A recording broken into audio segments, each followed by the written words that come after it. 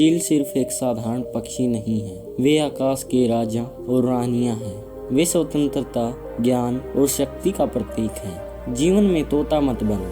तोता बहुत ज़्यादा बात करता है लेकिन ऊंची उड़ान नहीं भर सकता। लेकिन चील शांत होती है और उसके पास आकाश को छूने की इच्छा शक्ति है। लेकिन क्या है जो एक ईगल को इतना खास बनाता है? वे अन्य पक्षियों से कैसे अलग हैं? इस वीडियो में हम जानेंगे कि ईगल की मानसिकता से हम क्या सीख सकते हैं। 5 ऐसे सबक जो हमें चील से सीख सकते हैं। तो चलिए शुरू करते हैं।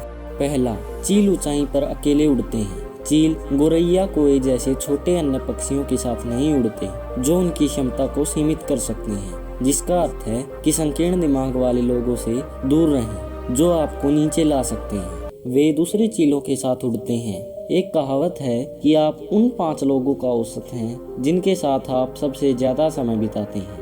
वह आपकी संगति बन जाएंगे जिनके साथ आप रहते हैं। इसीलिए हमें सकारात्मक और सहायक लोगों के साथ संगति रखनी चाहिए जो हमें आगे बढ़ने में मदद करें और हमारे लक्ष्य को प्राप्त करने में हमारी मदद करें। दूसरा, ईगल्स के पास एक लंबी दृष्टि और ध्यान है। उनके पास 5 किलोमीटर दूर किसी चीज पर ध्यान केंद्रित करने की क्षमता है, चाहे कोई भी बाधा क्यों ना हो। ईगल अपना ध्यान शिकार से तब तक नहीं हटाएगा जब तक कि वह उसे पकड़ नहीं लेता। इसी तरह हमारे पास इस बात का स्पष्ट दृष्टिकोण होना चाहिए कि हम अपने जीवन में क्या हासिल करना चाहते हैं और ध्यान एवं जुनून के साथ उस पर काम करना चाहिए। तीसरा, चील निडर है। वे अपने शिकार के आकार या ताकत के सामने सरेंडर नहीं करते हैं। वे हमेशा इसे जीतने की कोशिश करते हैं। इसी तरह हमें अपनी समस्याओं के आकार या ताकत के आगे सरेंडर नहीं करना चाहिए, बल्कि उन्हें दूर करने की कोशिश करनी चाहिए। सफल लोग निडर होते हैं। वे चुनौतियों से भागते नहीं बल्कि उन्हें सीखने और बढ़ने के रूप में अपनाते हैं। निडर होकर हम कुछ भी हासिल कर सकते हैं जो हम अपने दिमाग में सेट करते हैं।